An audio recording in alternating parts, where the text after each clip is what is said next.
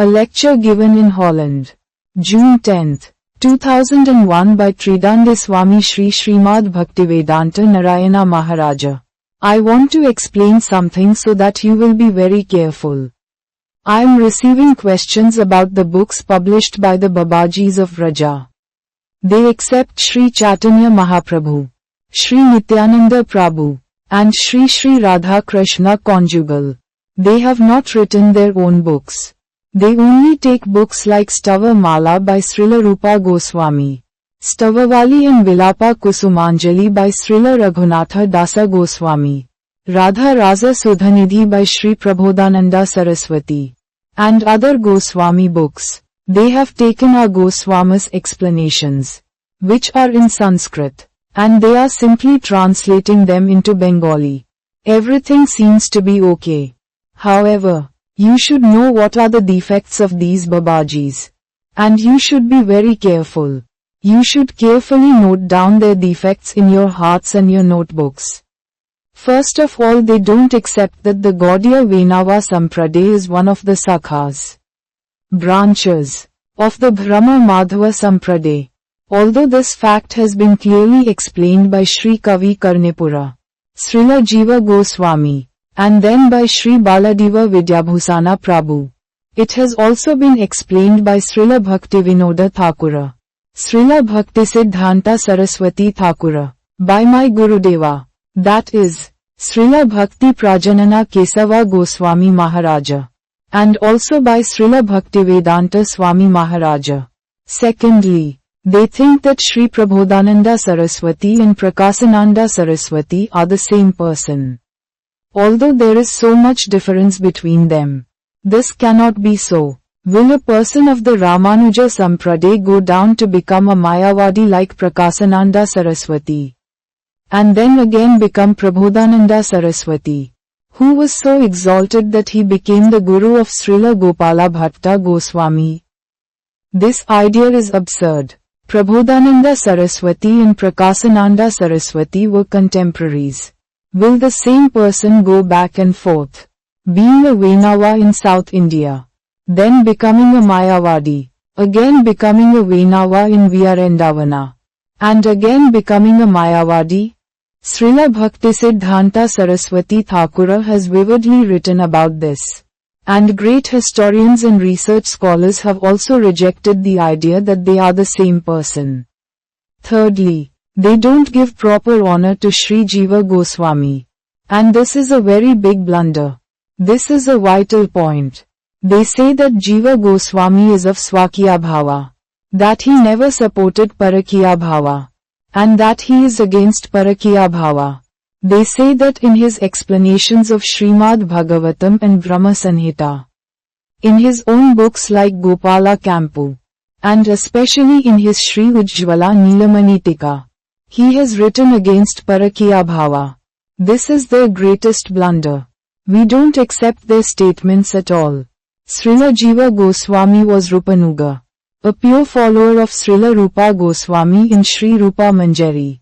However, for some devotees who were not very qualified at that time, who were beginners, and who did not know what is Parakiya Bhava, and even in Vraja there are so many like this, seemed to favor Swakiya Bhava for some followers, so that they would be able to come at least to Vidhi Marga, worship according to the rules and regulations of Narada Pankaratra. Jīva Gosvāmī wrote as if he was a supporter of Swakiya Rasa. He wanted that through this they should become qualified, and then they should come to the mood of Parakiya.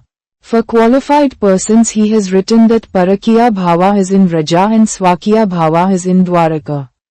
He has vividly written this. And he also accepted this. He can never be against the teachings of Śrīla Rūpa Gosvāmī, Śrīla Sanatana Gosvāmī and Śrī Caitanya Mahāprabhu. He can never be so. He was a follower of the same root idea of Parakiya Bhava as Rūpa Gosvāmī. For some unqualified persons he has written in that other way. But the Bābājīs of Vraja cannot reconcile this. They are ignorant persons. They became opposed to Śrīla Jīva Gosvāmī and took the side of Śrīla Vishwanatha Chakravarti Ṭhākura. Even though in fact there is no dispute between Jīva Gosvāmī and Vishwanatha Chakravarti Ṭhākura. Whatever Jīva Gosvāmī wrote for the benefit of those unqualified followers is in the line of Tattva Siddhanta, established philosophical truths. He wrote that, by Tattva, the gopis are Krishna Swakiya, Ananda Sinmay Rasa Pratibhavitabhes, Tabhirya Eva Nija Rupataya Kalabhe, Golok Eva Nivasati Akhilatma Bhuto, Govindam Adi Purusam Tam Aham Bhajami. Brahma Sanhita, I worship Govinda, the primeval Lord, who resides in his own realm. Golok, with Radha, who resembles his own spiritual figure and who embodies the ecstatic potency. Ladini, their companions are her confidants, who embody extensions of her bodily form and who are imbued and permeated with ever blissful spiritual rasa. Nija Rupataya Kalabhi. The gopis are Krishna's power. They cannot be Parakiya in the eyes of Tattva Siddhanta. They are the same as Krishna. They are the power of Krishna. They are also not the wives of any gopas. Cowherd men of Vrindavan. They are all beloved of Krishna. And they are not different from him. Thus, by Tattva, they are Swakiya. Sve means own, and Kiya means Sampatti, wealth. This means they are of Krishna, Krishna's own, and they are his power. Vishwanatha Chakravarti Ṭhākura has written in the line of Rasa Siddhanta or Rasa Tattva. In Rasa Tattva Yogame has arranged that both the gopis and Krishna think that the gopis are married to other gopas, and therefore they have a paramour relationship.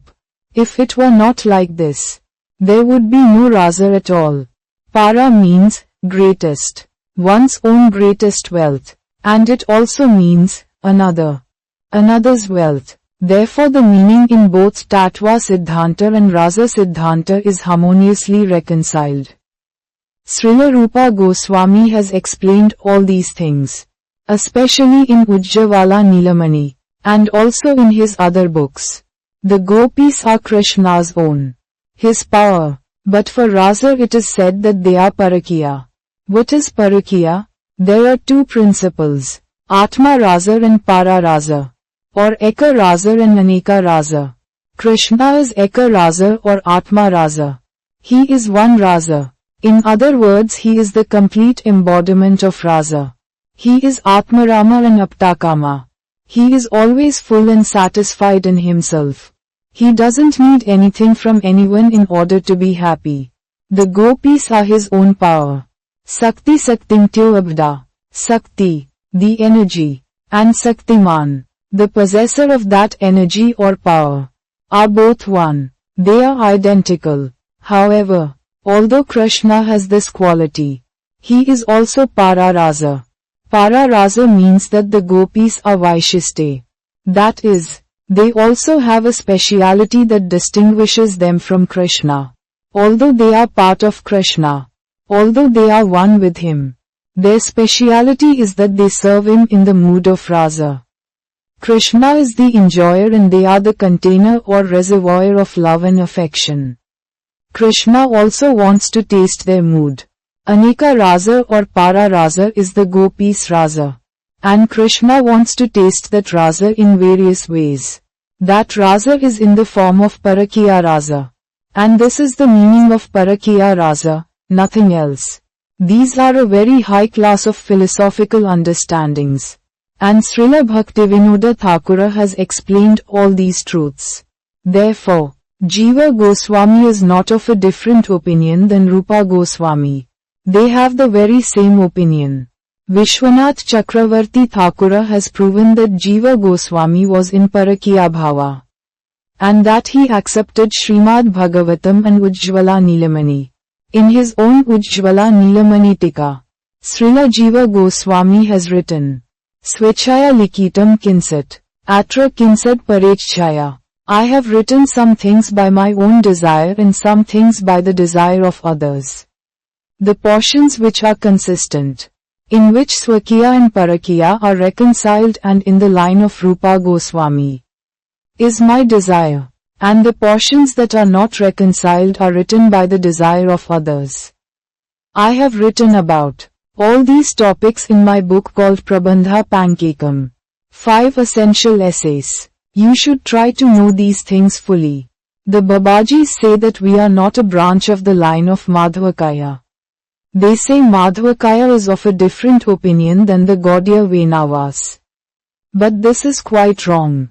We have so many specialties that are there in the line of Madhvakaya. Also, they say that because Chaitanya Mahaprabhu took sannyasa from Kesava Bharati, a Mayavadi, he, himself, must be a Mayavadi. We don't accept this. Mahaprabhu's actual guru was Iswara Pudipada. He only took Vesa, red cloth, from Kesava Bharati, and there is no harm in this. Madhvakaya also did this, and Ramanujakaya as well. Another point is as follows. Śrī Madhvakaya accepted sannyasa from Achyutapreksa, who was also a Kevaladvatavadi. Suppose we accept the opinion of the opposing party, just for the sake of argument. In that case, if Mahaprabhu is a Kevaladvaitavadi sannyasa, then by the same logic so is Madhvakaya. Where, then, is the obstacle to Shriman Mahaprabhuji's being in the Madhva Sampradāya? If both of them accepted the Advaitavadi Sankara's Sampradāya, there is a second point here.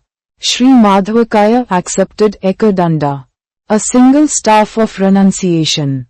According to the customs and regulations of the Sankara Sampradāya, it would be logically consistent to say that Śrī Caitanya Mahāprabhu followed his ideal example, and also accepted Ekadanda sannyasa from a sannyasi of the Sankara Sampradāya, namely Śrī Kesava Bharati. From this it seems clear that Gaudīya Vaiṣṇavas are in the line of Śrī Madhvakaya. From 5 essential essays, sannyasa can be taken in this way. During the time of Lord Chaitanya, the influence of Sankarakaya in society was very strong. People thought that one could accept sannyasa only in the disciplic succession of Sankarakaya. Lord Chaitanya could have performed his missionary activities as a householder, but he found householder life an obstruction to his mission. Therefore he decided to accept the renounced order, sannyasa. Since his acceptance of sannyasa was also designed to attract public attention, Lord Chaitanya, not wishing to disturb the social convention, took the renounced order of life from a sannyasi in the disciplic succession of Sankarakaya. Although sannyasa was also sanctioned in the Vaisṇava Sampradāya, cc. Adi Leela 3.34 perp. However, Mahaprabhu took Gopal mantra and other mantras from Iswara Pudipada. Śrīla Bhaktivinoda Ṭhākura, Śrīla Rūpa Gosvāmī, and Śrīla Jīva Gosvāmī have accepted this, that Chaitanya Mahaprabhu was not a Mayavadi.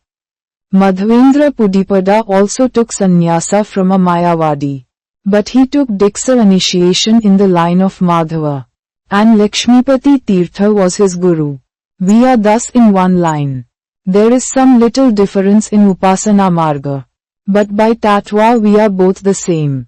Śrī Baladeva Vidyabhusana Prabhu has written about this very vividly, and the opinion of Kavi Karnipura is also that we are in the Madhva Sampradāya. He wrote a sloka about this. Another point is that the Babājīs don't accept that Śrīla Baladeva Vidyabhusana is in the Gaudīya Vaiṣṇava line. They are vehemently opposed to this understanding.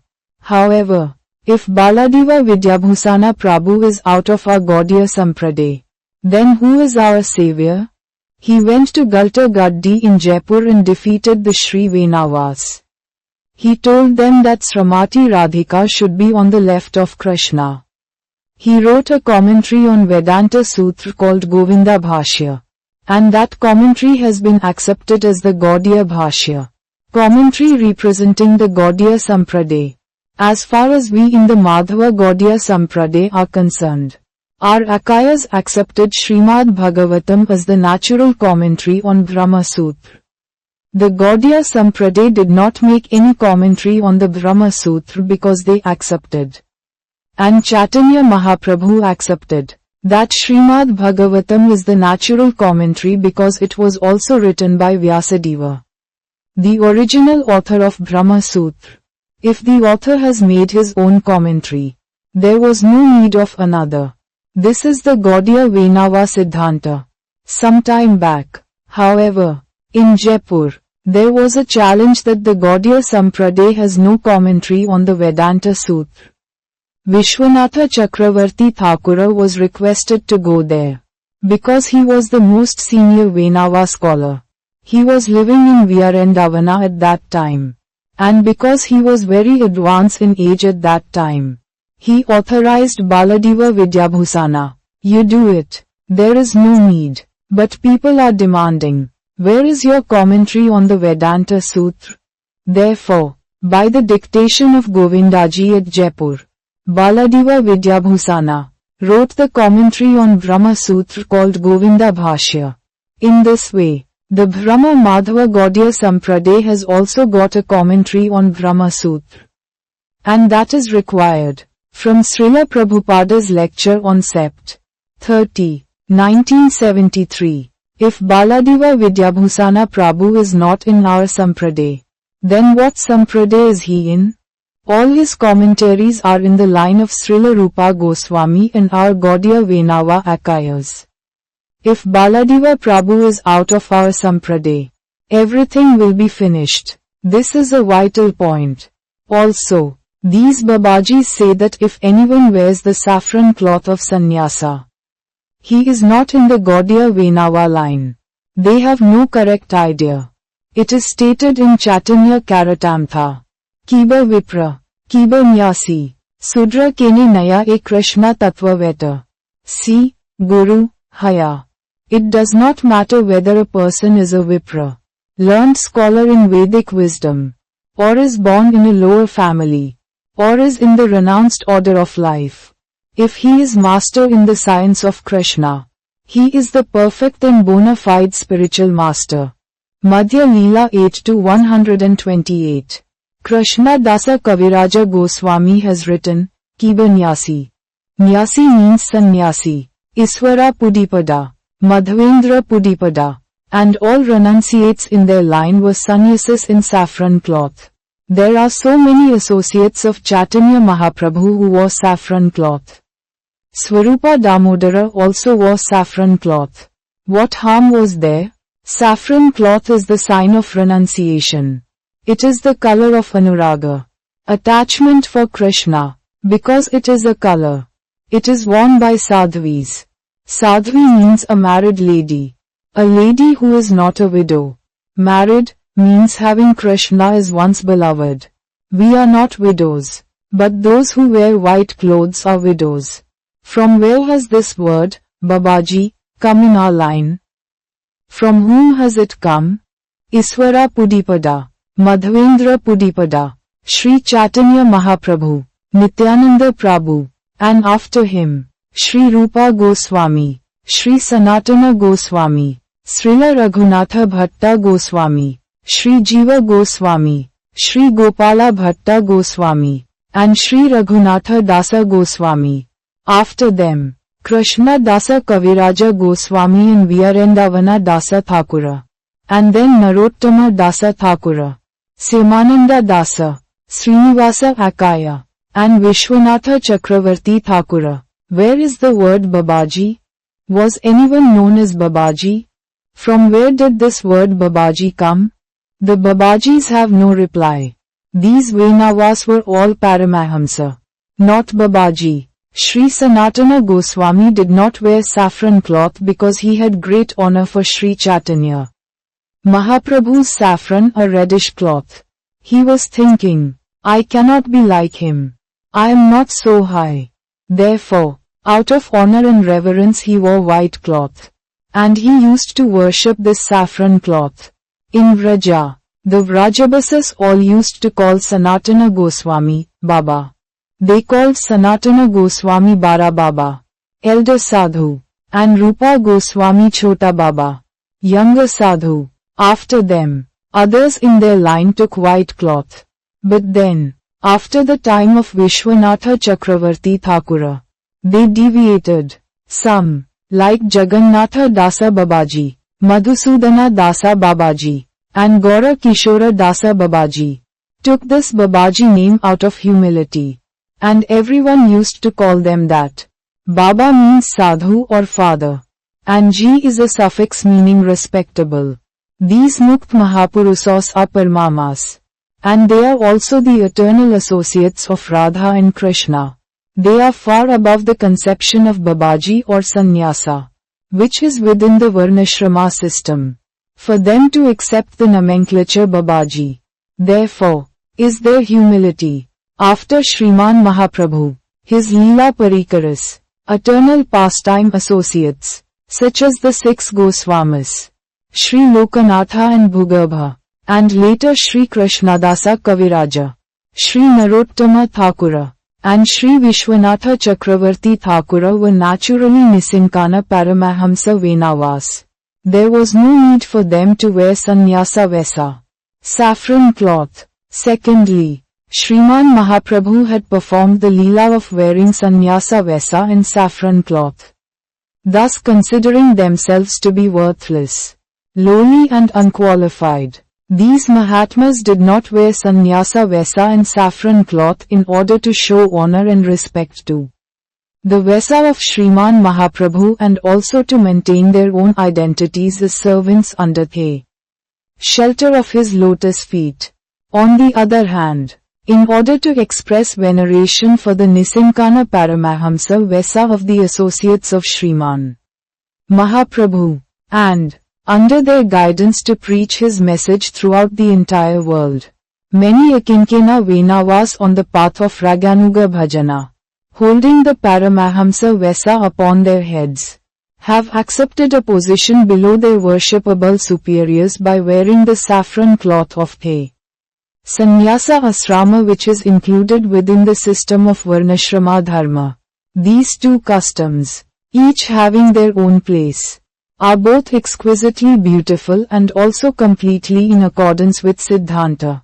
Today Sudh Hari Bhakti has been, is being, and will continue to be preached and spread throughout the world by these Mahapurusas, great perfected saints, who wear this second type of Nisinkana Sannyasi Vesa. From 5 essential essays. When Śrīla Bhaktisiddhānta Sarasvatī Ṭhākura saw that many Babajis were now bogus, that they were with widow Matajis and producing sons, he became very furious and said that we will again accept the same saffron cloth of others like Ramanujakaya, Madhvakaya, Mahaprabhu, and Iswara Pudipada. He then preached everywhere in the world. At that time, those family persons who were of loose character and had no status in society honored these bogus Babajis. That is why Srila Prabhupada Bhaktisiddhānta Sarasvatī Ṭhākura reintroduced the reddish cloth in Sannyasa. Presently, those who are bogus persons, but were previously in the Gaudīya Matha, have become lusty and have thus been kicked out from the Gaudīya Matha. Now they have become Babajis. The Babajis especially criticize Srila Bhaktivinoda Ṭhākura, saying that he didn't have a guru. This is a bogus idea. Srila Bhaktivinoda Ṭhākura preached the name and the glories of Śrī Caitanya Mahāprabhu in the Gaudīya Vaiṣṇava Sampradāya to the whole world. He wrote hundreds of books. Still, the Babajis say he did not have a proper guru, and that Srila Bhaktisiddhānta Sarasvatī Prabhupada also had no proper guru. A sadhaka may receive bhika, sannyasa vesa, from some suitable guru, and alternatively, when genuine vairagya, in bhava bhakti, arises, he may accept bhika from himself. Haridasa Ṭhākura, the 6 Gosvamis, Lokanatha Gosvāmī, and others are examples of the practice of accepting bhika from oneself. This is also the way that Srila Bhaktisiddhānta Sarasvatī Ṭhākura accepted sannyasa vesa after the disappearance of Srila Gaura Kishora Dasa Babaji, from whom he had received the Diksha mantra. We see from these examples that acceptance of bhika in this way is fully in agreement with Shastra. Sri Ramanujakaya also accepted Tridadi sannyasa from himself after the disappearance of his guru. Srila Yamunakaya. From 5 essential essays. You should know that Śrīla Bhaktivinoda Ṭhākura was in the Bhagavata Parampara of Śrīla Jagannath Dasa Babaji Mahārāja. Śrīla Prabhupada Bhaktisiddhānta Sarasvatī Ṭhākura was also in the line as the same Jagannatha Dasa Babaji Mahārāja. Śrīla Bhaktivinoda Ṭhākura and his guru, Śrīla Gaura Kisora Das Babaji Mahārāja. They were all in the same line. Those in the Babaji line say that our Guru Mahārāja, Śrīla Bhakti Prajanana Kesava Gosvami Mahārāja, and even Śrīla Bhaktivedanta Swami Mahārāja, were not in the proper disciplic line, and that they have no Guru Parampara. But it is actually the Babajis who are not in the Guru Parampara. I saw in France that so many devotees have given up Śrīla Bhaktivedanta Swami Mahārāja. And they have become Babajis. They took Babaji Vesa, Dog Kopan and so on. Then, after 2 years, they fell down with Mataji Babajis. They accepted and lived with divorced ladies. They are bound to do this. Thus, those who are not accepting that Śrīla Bhaktivedanta Swami Mahārāja, our Guru Mahārāja, Śrīla Bhakti Prajanana Kesava Gosvami Mahārāja, Śrīla Bhaktisiddhānta Sarasvatī Ṭhākura Prabhupada, Śrīla Bhaktivinoda Ṭhākura, and all other high-class Vaishnavas are in the Gaudīya line, are completely ignorant. If you read their books, this poison may come. Avesnva mukhodgirnam putam hari kathamritam. Sravanam nava kartavyam sarpochchistam yathapaya. Padma Purana. One should not hear anything about Krishna from a non-Vaishnava. Milk touched by the lips of a serpent has poisonous effects. Similarly, talks about Krishna given by a non-Vaishnava are also poisonous. Śrīla Raghunātha Dasa Gosvami's Vilāpa Kusumāñjali, and other books like Krishna Bhavanamtha, Rādhā-rāsa-sudhanidhi, and Stavavali are all good books. They are amrta, nectar. However, you should not hear them from non-Vaishnavas. Otherwise the bogus ideas of such non-Vaishnavas will come, and you will be deviated. Be very careful about this. Another point is regarding bhajana pranali. Instead of giving the proper process to the appropriate persons, without giving proper training, without considering whether a person is qualified or not, these Babajis give their own version of bhajana pranali. Their so-called disciples do not know who is Krishna or what is bhajana. They don't know any definition of bhakti. And they don't even know how to clean themselves after passing stool. They don't know anything. What will become of them? Netat samakrej jatu. Manasapi hai aniswaram. Vinasyasti akaran modhyad. Yatharudro, bari jam visam. One who is not a great controller should never imitate the behavior of ruling personalities. Even mentally. If out of foolishness an ordinary person does imitate such behavior, he will simply destroy himself. Just as a person who is not Rudra would destroy himself if he tried to drink an ocean of poison. SB 10.33.31. If someone is not qualified, but he wants to drink poison as Sankara did, he will die at once. First be Sankara, and then take poison. First be qualified. First you should know Śrīla Rūpa Gosvāmī's Upadhi Samtha. Veko Vegam Manasa Krodha Vegam. Also read Manasiska. First learn Tattva, Maya Tattva, Jiva Tattva, and Krishna Tattva. Afterwards, if you have actual greed, then you can read those other books. Otherwise, if you don't learn these principles first, you will be lusty. And you will be bound to deviate and give up bhajana and sadhana. We should read Java Dharma. There, Śrīla Bhaktivinoda Ṭhākura has explained all the ideas of Śrīla Rūpa Gosvāmī. First learn Trnad api sanaisina taror api sahishnuna, Amanina Manadena Kirtaniye Sadahari. One can chant the holy name of the Lord in a humble state of mind. Thinking himself lower than the straw in the street. One should be more tolerant than the tree. Devoid of all sense of false prestige and ready to offer all respects to others. In such a state of mind one can chant the holy name of the Lord constantly. This was advised by Śrī Caitanya Mahāprabhu. Ye rupaye la il nama prima upagya tahera laksana suna. Swarupa Ramaraya. O Swarupa Damodara Gosvami and Ramananda Raya. Hear from me the symptoms of how one should chant the Hare Krishna Mahamantra to awaken very easily one's dormant love for Krishna. Antya 20.21. Chaitanya Mahaprabhu himself gave us the instruction to have these qualities.